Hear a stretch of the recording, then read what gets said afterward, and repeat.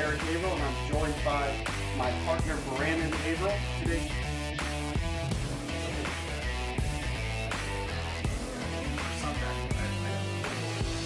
Disclaimer: Eric Averill and Brandon Averill are the co-founders of AWM Capital. Due to industry regulations, it's essential to explicitly state that investment or strategies mentioned on this podcast may not be suitable for you, and you should discuss your specific situation with a qualified, certified financial planner. All opinions expressed by podcast participants are solely their own opinions and do not reflect the opinion of AWM Capital or its affiliates. For more information, visit athleteceo.com. hey there, Athlete CEO listeners. I'm your host, Eric Averill from Athlete Wealth, and you're listening to the Athlete CEO podcast. Each week, we aim to bring you world-class interviews with some of the brightest and successful entrepreneurs, athletes, and business minds today, sharing actionable insight on how to get more out of your business, finances, and life. You won't be hearing any vague theory or strategies from us. Our guests have walked the walk and are committed to sharing the best of what they know so you can apply the lessons they've learned. Whether you're an athlete, entrepreneur, or just looking to hear from some crazy successful guests, this podcast is for you. Now, enough with the intro. Let's dive into today's show. Hey, listeners, welcome back to another episode of the Athlete CEO podcast. I'm your host, Eric Averill. On today's show, we sat down with Miami-based investment fraud litigation attorney Chase Carlson of Carlson and Associates. Chase has represented investors across the country in disputes with their financial advisors, investment advisors, brokerage, and wealth management firms. Chase has brought claims against almost every major investment Wall Street firm, including Morgan Stanley, Merrill Lynch, Wells Fargo, Raymond James, Ameriprise, Credit Suisse, and BNY Mellon. A significant portion of Chase's practice is dedicated to representing professional athletes and entertainers who have unfortunately become victims of investment fraud or mismanagement. His clients have included athletes across the NFL, NBA, MLB, and NHL. And he has also represented one of the most successful pop and hip hop music producers of all time, and one of the largest lottery winners in the history of the United States. So I'm excited for you, audience, to be able to listen into my conversation with Chase, and very confident that you'll be able to walk away with the information that you need to make sure that you're choosing the right financial team to help you navigate the complexity of your wealth and ultimately help you sleep better at night, knowing that all of the hard work that you put in, there's someone equally putting in the hard work that you can trust to help you achieve your goals and dreams. And so without further ado, let's listen into my conversation with Chase Carlson. Chase, thanks for taking the time to chat today. Thanks for having me. Yeah, and as I previously, you and I were talking about, I really am most excited for this show for our audience, because while we have lots of conversation with really successful business people or strength coaches, this is the one area that I think has the largest impact on whether or not our audience ends up financially successful. And so very excited about that. And really where I thought we should start is a little bit of your background. Obviously, you're an attorney. You've become known as the investment fraud guy for professional athletes. But prior to really working full-time as an attorney on this, you had a background working in the financial industry. Can you tell me a little bit about that? Sure. So when I was an undergrad, I got a degree in finance from Florida State University. While I was in law school, one of my best friends was an NFL player. And so I would always hang out with him and his friends. And, I realized that these guys, they need a good financial advisor. So I went ahead, I got the 6 and the, I guess it was the 65, the investment advisor license. Sorry, the 7 and the 65. And, I was recruiting his friends and guys out of college, and, you know how it works. And I learned a lot about the business through that. And, what I found was that I was competing against guys who were literally offering Ponzi schemes and Ponzi scheme returns. So I'd meet with a player And so this is right after the crash when interest rates were basically at zero. So I'm basically telling guys, I think we can safely get you 3 to 4% returns on your money. And then my competitors were saying, well, we'll get you 12.5%. And, that's kind of what I was competing with. And so through that process, I made a lot of relationships. I learned how the business works. I learned who a lot of the dirty players in the business were. Yeah. And, so from there, I was working with guys who, they were later round picks. They didn't have a lot of money to invest. So I was very young.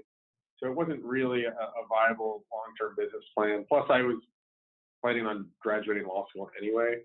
Yeah. So I just dropped that to eventually just focus on, representing investors who have been defrauded. And through the connections I made and everything I learned, I was able to navigate through this athlete and entertainment space. And so now I think we're up to 27 athletes and entertainers we've worked with. Wow. That were victims of investment fraud or mismanagement. Yeah. And I think it's great now that you've really become publicly the go-to guy when it comes to athletes for investment fraud, because I think historically it's been going on for a very long time. And I know that there's an insecurity over, almost an embarrassment for an athlete to think of, hey, I've been taken advantage of, I don't know what to do. And so I think it's a great thing that you're, out there in the public. It'd be really good jumping into that is, one of the interviews that I was first really turned on to learning about you and the coverage that you're doing is, last year, that 60 Minutes interview. And what I'm really interested to hear about is, maybe a little background on the specifics of what the case was, but more the NFLPA. Just talk a little bit about, the interview with 60 Minutes and then, really how players should interact with these players associations. Sure. So I was a financial advisor down here in South Florida. He quickly rose to have a just very impressive client list. He was getting all the big players in their heyday, and he had gone to University of Florida, so he was also getting those guys. He had, just you name it, Fred Taylor, Santana Moss, Wow. Frank Gore, Vernon Davis. You name it. He had really great clients, and his problem was he put players in a series of private investment deals that most of them were real estate related, and there were a lot of conflicts of interest where they were getting a fee for selling the product, then they were getting a fee for managing the product, then they were getting all fees left and right. It was bad timing. It was during the real estate crash, and then finally, worst of all, he put a bunch of players in a casino in Alabama, and it was literally illegal to gamble in Alabama. They built an actual casino. It got shut down. The players got wiped out, and it was pitched to the players as if this is like your retirement. Wow. Or like this is a contract extension. Like you're going to make it huge on this. And he was taking fees on that deal. He was just, it was a really bad deal. He either didn't do due diligence or didn't care. And, so he went from having this incredible client list to just being pushed out of the business completely. So, we represented one of the players that lost a lot of money. I got invited on 60 Minutes. That was an incredible experience. I'm very thankful for that. And, so as you said, one of the things that 60 Minutes was really interested in is that Raymond was registered with the NFLPA as a financial advisor. Yeah. And a lot of guys, that made them feel comfortable. And so your question, the relationship between a player and the PA, the PA's job is to protect the players and do the best job they can. But, unfortunately, the NFLPA, they're not experts at investing or selecting financial advisors. There's been some serious flaws in the program over the years. There's been a lot of guys in the program who unfortunately have lost players a lot of money. Guys like Jeff Hodge-Brombot, Aaron Parthamer, Ashnarian. I mean, there was recently a guy in the program who, this hasn't been reported in the news, but there was a guy in the program about a month ago, it came out that 7 players lost money in a Ponzi scheme. So, unfortunately, it just keeps happening. They're not really equipped to do the due diligence. And so they're trying to do a good job, but, it's sort of a minimum thing. You can't really rely on it. A player needs to do his own due diligence, and there's going to be good guys in that program, there's going to be bad guys in that program, and then there's going to be outside of that program, there's good guys and there's bad guys. And so you can't just assume, somebody's honest and trustworthy because he's in the program. It really, you need to do your own background check. Yeah, makes a lot of sense.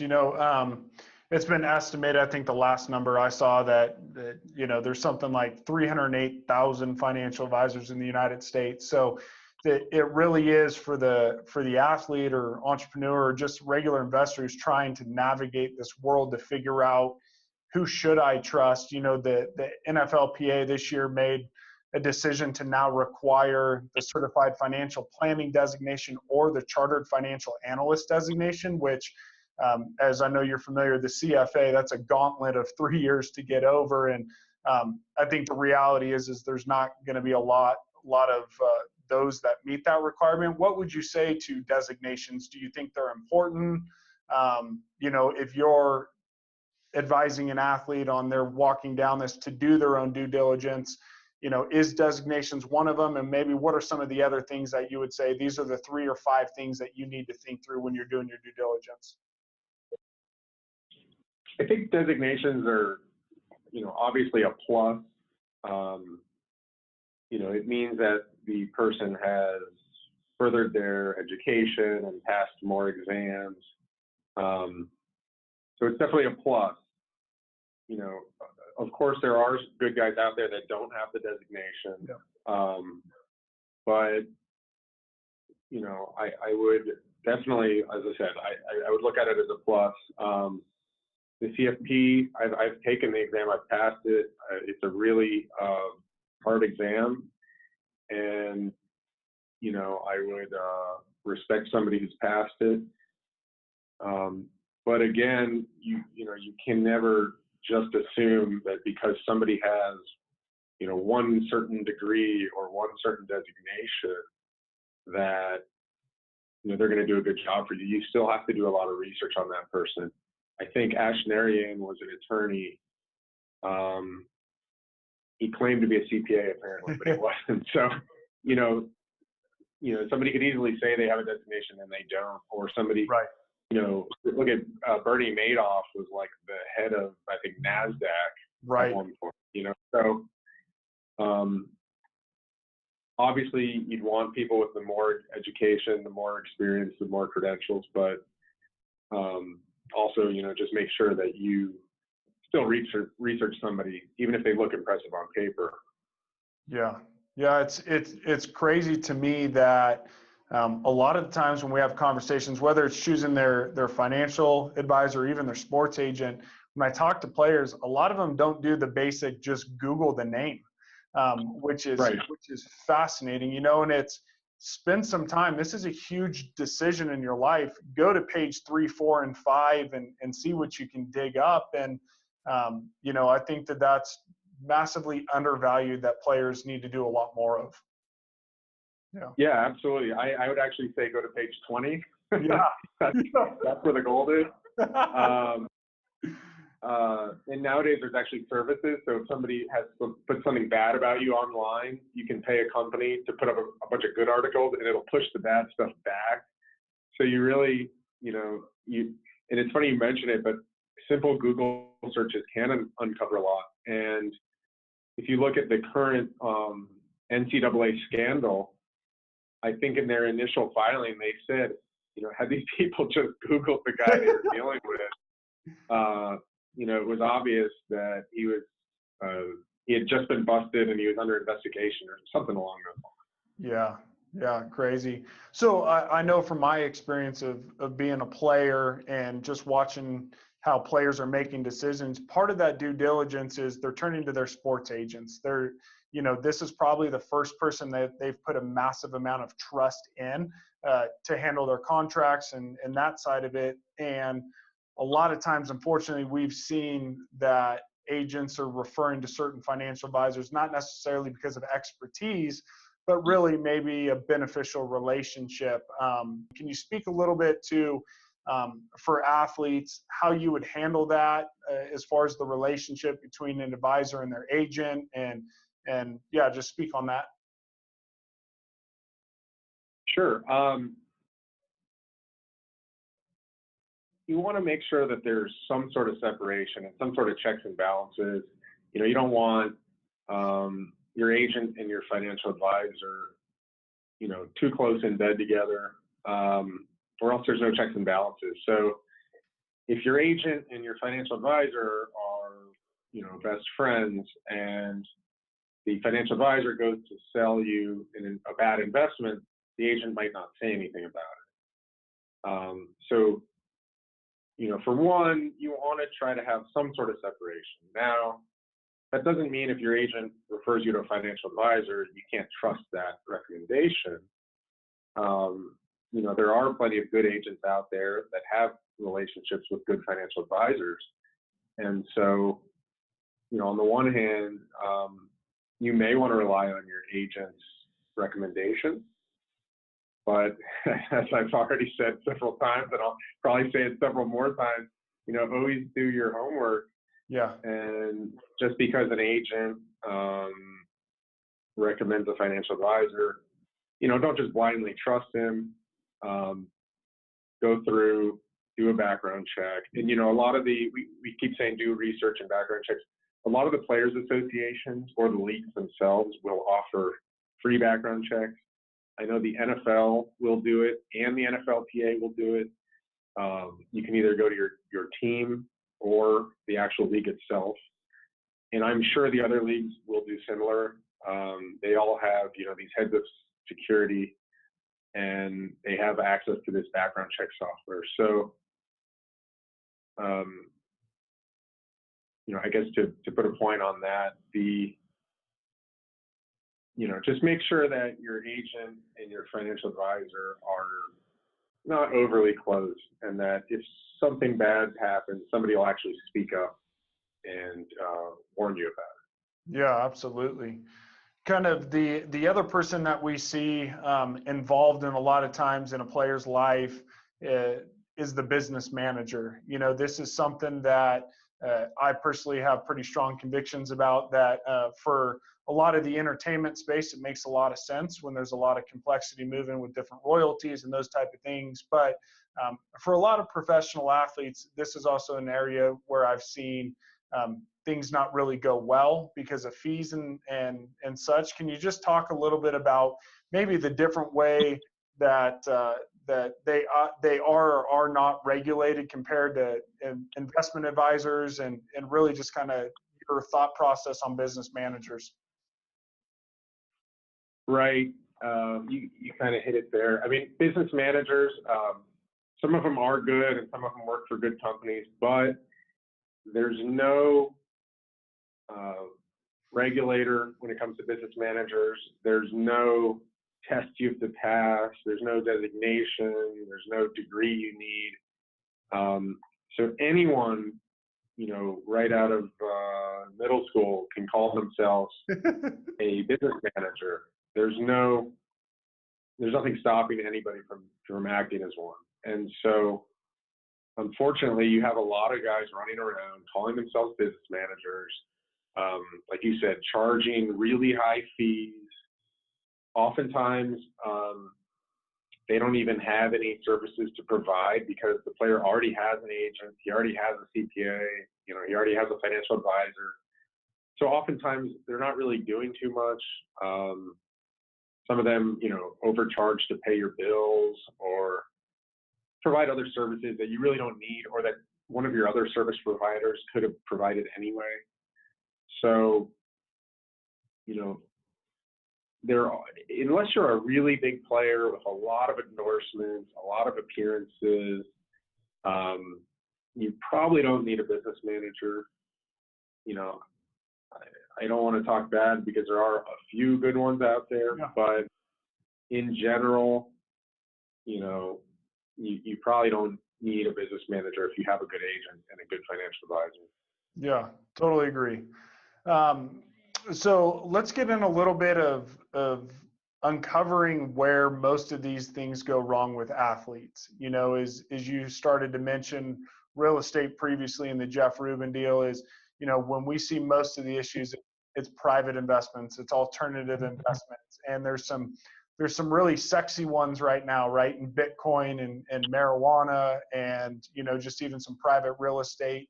Can you just talk broadly, maybe share some stories of, the alternative investment space and what you've seen?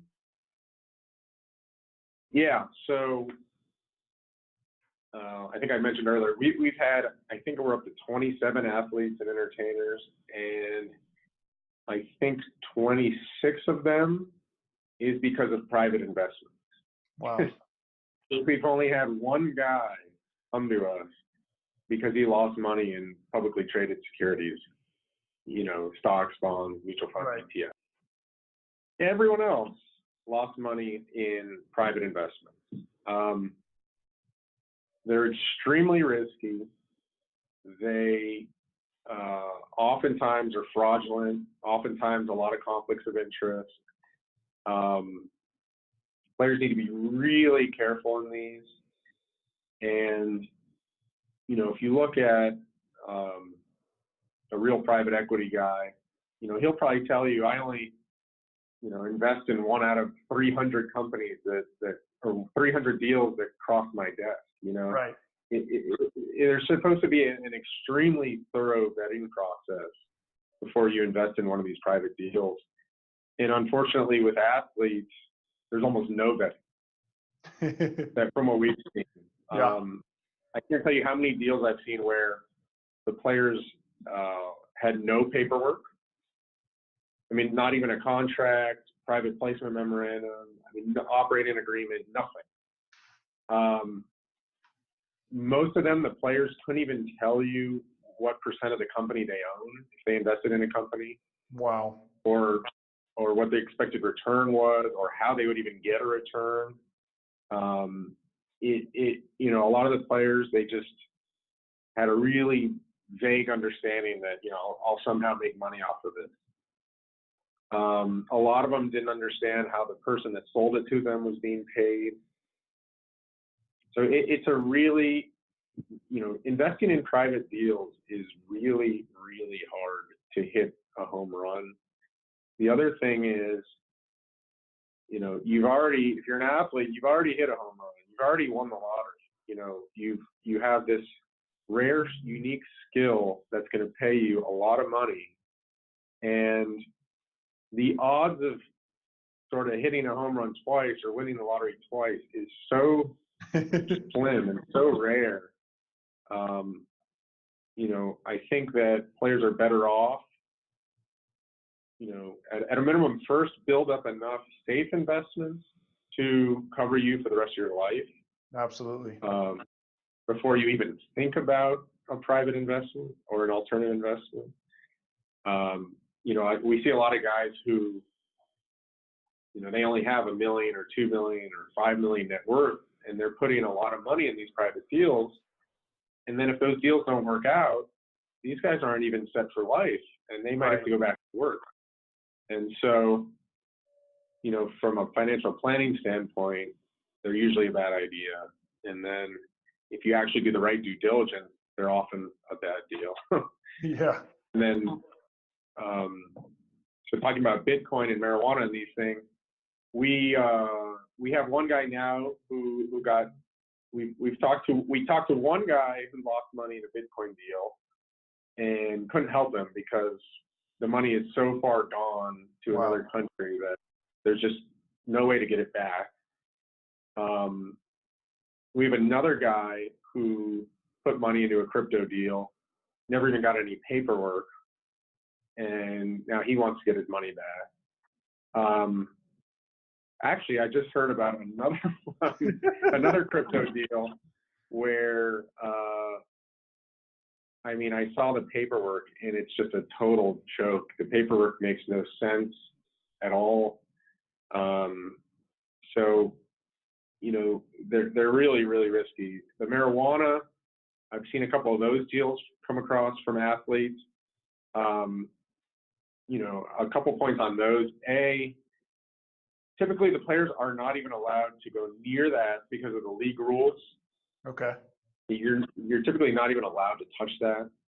Even if you were allowed to touch it, it's still federally illegal. And with the current situation with Jeff Sessions and the way the Supreme Court's going, it is really risky to invest in a marijuana company that's illegal on the federal level. They could shut it down tomorrow. Yes. Third, a lot of these marijuana deals, if you research the people behind them, there is often guys with really sketchy backgrounds involved in these companies, and you need to be extremely careful. I've seen the paperwork on some of them. You'll see typos, and it's just not professional at all. Yeah. So I would tell players to just stay away. It's not something that you really need in your portfolio or want in your portfolio. Right. What this kind of brings up a point. It's something that we've been asked a lot about, and it's not something that we see in place. It's kind of the missing person at the table on a regular basis in athlete circles or business circles is an attorney outside of their sports agent, if their sports agent even happens to be an attorney. Do you have thoughts on, should players, have an ongoing relationship with an attorney that is reviewing these contracts in addition to their, financial advisor or agent? I would say yes. If you can find a good investment lawyer, I think that they could probably save you from a lot of problems. And if you can afford it, but you should, especially if you're going to get involved in these private deals. I've looked at a lot of deals before players invested, and oftentimes it takes me 5 minutes to figure out that it's a scam or that they shouldn't do it. And, I'm not even going to send a bill for my time. I spent, nothing on it. And so you can align yourself with a good attorney. I think you will, save yourself a lot of money in the long run, especially if you're looking at these deals. And, even if you did spend $1,000 or $2,000, it might save you $100,000 or $200,000. So, you probably should run it by one. It'd probably be the right thing to do. Yeah. Hey, it kind of brings up, you had tweeted about this, and I don't know if you have many thoughts on it, but one of the things we've seen in sports lately is a lot of these firms that are coming and providing money up front for a future percentage of their contracts. So Francisco Mejia of the Indians, right, big league advance, I want to say it was just over maybe $300,000, $400,000 for 10%. And obviously now he's bringing suit. you have much of a thought of just even the general concept or advice to athletes as they're starting to evaluate these type of opportunities? Yeah, I'm seeing that a lot now. And I guess it's mostly in the baseball world because for the lender or the investor, it's a guaranteed, Right. I guess it's more of a guaranteed source of income. But, I think they're bad deals. I mean, why would they invest in it unless they think they're going to get a massive return? And, it's just not, it's not going to be a good deal for you. If you're a player, don't sell your future income, live within your means. If you need to borrow a little money, but don't sell 10, 20% of your future earnings. These people are smart. They're not going to buy your future earnings unless they think they're going to just kill it. Right. And so you're selling them at a huge discount, or else they won't even invest in them. And so I would stay far away from that if I could. No player needs to borrow money against or sell their future earnings. Yeah, fascinating. Yeah. Just kind of a few questions wrapping up is one of the things that we're trying to do on this podcast is helping those athletes that do want to make smart decisions and they want to transition into the business world. We've seen guys be interested in the venture capital world or franchises or creating real estate passive income. What advice would you give to an athlete who is transitioning into the business world? What advice would that be and why? I would tell the athlete, start as soon as possible.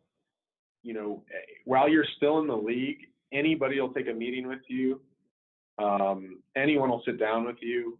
If you find your passion, let's just say, like you said, or real estate development or something, you find, the 2-3 biggest real estate developers in your city, invite them to a game, get them field passes before the game or invite them to dinner.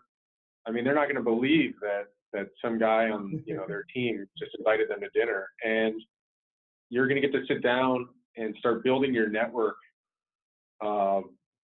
before you transition.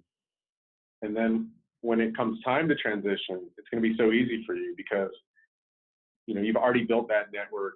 These guys, they think you're a great person for what you did for them. And so I would start building that network as soon as possible. Try to identify a passion, try to network in that, whether it's in person, if you don't know any people in your city that are involved in your passion, maybe you could talk to your team. They're selling skyboxes and club level seats to all these wealthy business people in your city. Again, you got to research them. Just because somebody's wealthy doesn't mean, you can just hand them your money, but start building that network and figure out what you're passionate about. Because once you're out of the league, not everybody might take your call. Not everybody might be willing to have lunch or dinner with you. And so start as soon as possible. And, a lot of players, it's very hard to transition. It's a very depressing process when sports was your whole life. That's all you did, that's all you know, and then that's gone. And now you just have this void and you need to fill it. And so try to start as early as possible so that you don't go through that depression. Yeah, no, that's powerful and couldn't agree more. Yeah, and the other thing is, like, a player doesn't need to try to become cool through investing. Like, you're already cool. You play, professional sports. Everybody already thinks you're cool. So you don't need to now own an app or a nightclub or a marijuana company to be cool. Like, what's cool is having a lot of money in the bank and safe investments. And, so I see guys trying to, trying to get involved in what appears to be a cool investment. And especially today in like the basketball world. I mean, every day an article comes out about some athlete who invested in some Silicon Valley company, Yeah. and who knows if any of those will work out? And Yeah. so, you don't really need to be doing that. And those guys have a lot more money. Yes. A lot of those basketball players that you read these articles about, I mean, these guys have $100-200 million shoe deals. Yes. And so you're not them. Yeah. If you're the guy who's making $1 million or $2 million or $3 million or $4 million or $5 million, you're not him. You can't take the risk he can take. Right. Yeah, I think that is so wise. I mean, you see people wanting to follow in the footsteps of Kobe and Dwayne Wade and even LeBron currently playing. I mean, they're on a different stratosphere when it comes to the type of wealth that they have. And, I think you can look at what Kobe did. He's operating with a very experienced venture capital partner. This is not Right. a one-off deal. So I think so wise. That last section was really gold of the don't try and be cool through investing, because I really do think we see that a lot. So that was great wisdom. Just lastly, before we go, is there any way players can interact with you before, having an investment fraud situation? Are you accessible, or would they be able to hire you to look through deals, or, what exactly do you do for clients beyond hopefully getting them money back if they end up in one of these bad situations? Yeah. Unfortunately, not too many people come to me on the front end, but it does happen. And, they can call me, email me, tweet at me, whatever. I don't mind looking at things. Like I said, I mean, typically it's such a quick analysis that I won't even charge for it. But, I'm more than happy if somebody wants to review a deal. I'm more than happy to take a look at it for them. Yeah, that's great. And for the audience, I mean, I would highly recommend, if you don't already, follow Chase on Twitter. It's at Chase Carlson. And then check out his website too, which I'll put all of this in the show notes, but it's carlson-law.com. And it's really been an education for me within the industry, and for the agents listening in, is, Chase covers all of the breaking news, unfortunately. And it seems, sadly, like it's every week there's a new story breaking. And sometimes we know if we're not students of the history in the past, we're doomed to repeat it. And so I think, just as an athlete, entrepreneur, seeing a lot of what's taking place, you can protect yourself. So Chase, really appreciate the time that you gave here. And, I know that we're very thankful for the work that you're doing for the athlete community, and hope to have you back on the show again. All right. Thank you. I really appreciate it. All right. Thanks. Thank you so much for listening to the Athlete CEO podcast. I hope you enjoyed our show today and are ready to take action on the advice from today's episode. Our goal with the Athlete CEO podcast is to make it the go-to resource for athletes and entrepreneurs looking to take their game to the next level. Love the show? You have any suggestions on how we can improve? We'd love to hear from you. Send us an email, tweet, and share your thoughts. We do our best to read every single one. We'll see you next week with another world-class episode.